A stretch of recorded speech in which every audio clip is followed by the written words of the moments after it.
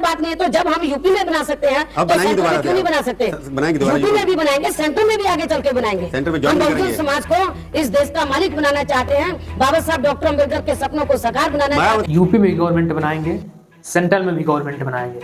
मायावती जो कभी प्रधानमंत्री बनने का सपना देखती थी, बीएसपी पार्टी जो आज से ठीक 15 साल पहले देश की सबसे बड़ी तीसरी राजनीतिक पार्टी हुआ करती थी, और हाथी का चुनाव चिन्ह जो कभी दलितों, शोषकों और गरीबों का एकमात्र सहारा हुआ करता था। आखिर क्या कारण हुए? आखिर वो कौन से कारण हैं जिसके कारण से मायावती, हाथी और बीएसपी तीनों ही अचानक भारतीय राजनीति से गायब हो गए पूरी तरह से? आइए आज इस वीडियो में इसी के बारे में चर्चा करते हैं। नमस्कार, मेरा नाम है आर्यन कुमार। मुझे भी एक ना एक दिन जाना है, लेकिन ये काम तो चलता रहना चाहिए, इसलिए मैंने जाने से पहले ही मायावती को अपना उत्तराधिकारी बनाया।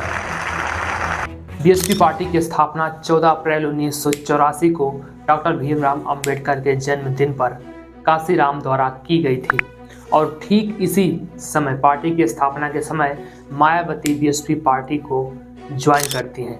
1989 में बीएसपी पार्टी पहली बार चुनाव लड़ती है और इसे 13 सीटों पर यूपी में जीत हासिल होती है।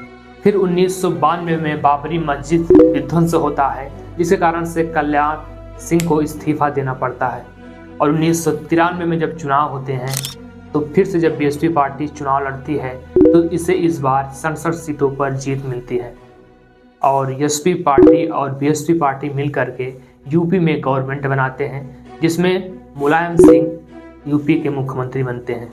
लेकिन ज़्यादा दिनों तक उनकी सरकार चल ना सकी। फिर साल आता है 1995 में, जब लखनऊ में मायावती के साथ गेस्ट हाउस कांड होता है और बीएसपी पार्टी एसपी से अपना समर्थन वापस ले लेती है, जिसके कारण से मुलायम सिंह की सरकार गिर जाती है, और बीजेपी के समर्थन से 1995 में मायावती पहली बार मुख्यमंत्री बनती हैं।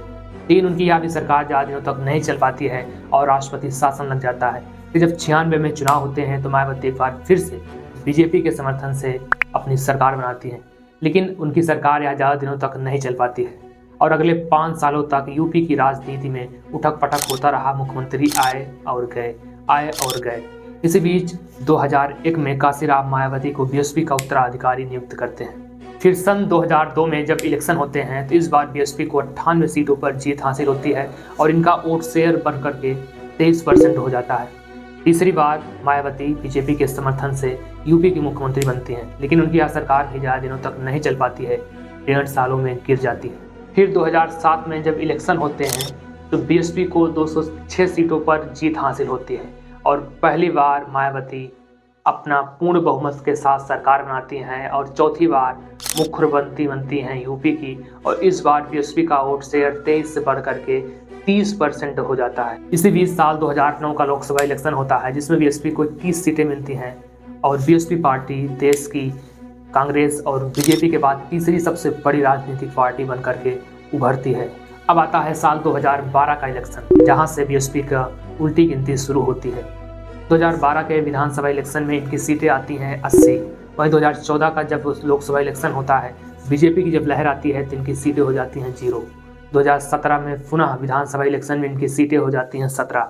2019 के लोकसभा इलेक्शन में फिर से 0 से उठ करके इनकी लोकसभा में सीटें हो जाती हैं 10, और 2022 के विधानसभा चुनाव में इनकी सीटें बचती हैं मात्र 1, और फिर से 2024 के लोकसभा इलेक्शन में बीएसपी के सांसद बचते हैं 0। वर्तमान में अगर देखें तो बीएसपी के पास ओवरऑल मिला करके यूपी विधानसभा की केवल 1 सीट ही बची हुई है। तो आइए अब जानते हैं कि किस तरह से बीएसपी पार्टी का पतन होता है, मायावती का पतन होता है, वो कौन कौन से कारण हुए जिसके कारण से बीएसपी गायब होती हुई चली गई। 2007 के अगर हम इलेक्शन पर एक नज़र डालें तो उस समय बीएसपी को दलितों का 80% से अधिक वोट मिला था। यूपी में जहां टोटल दलितों का 22% लगभग वोट है, जिनमें से लगभग 55% जाटो दलित आते हैं और 45% दलित आते हैं। तो उस समय टोटल मिलाकर के 80% बीएसपी को वोट मिला था।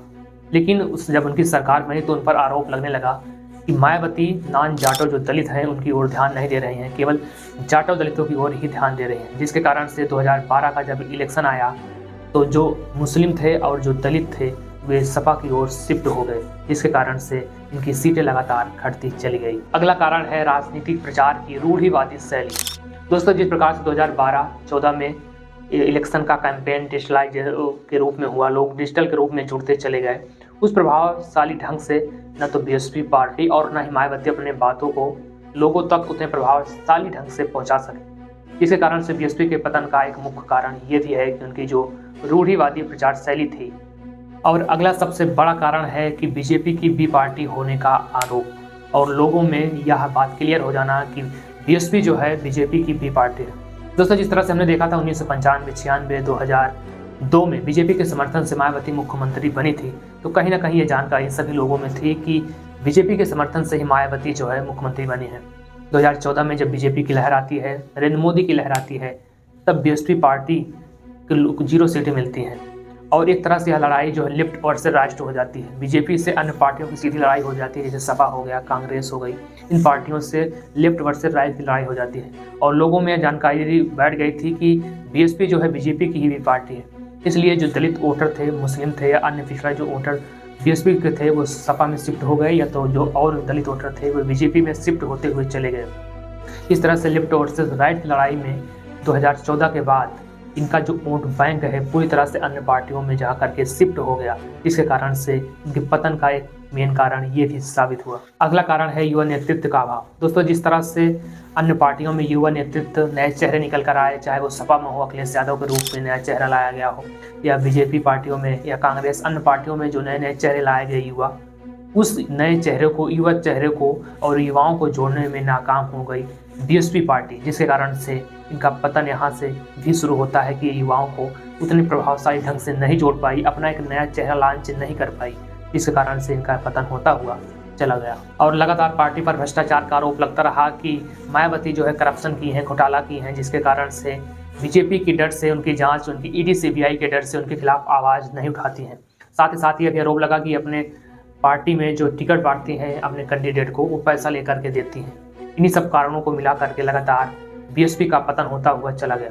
दोस्तों, इस समय अगर हम देखें तो 2024 के इलेक्शन के बाद अब कुछ दिनों से बीएसपी पार्टी और मायावती एक्टिव हुई हैं, तो चाहे बीजेपी पार्टी हो, अन्य पार्टी हो, सभी पर तीखे हमले कर रही हैं और एक बार फिर से वापसी की संकेत दे रही हैं।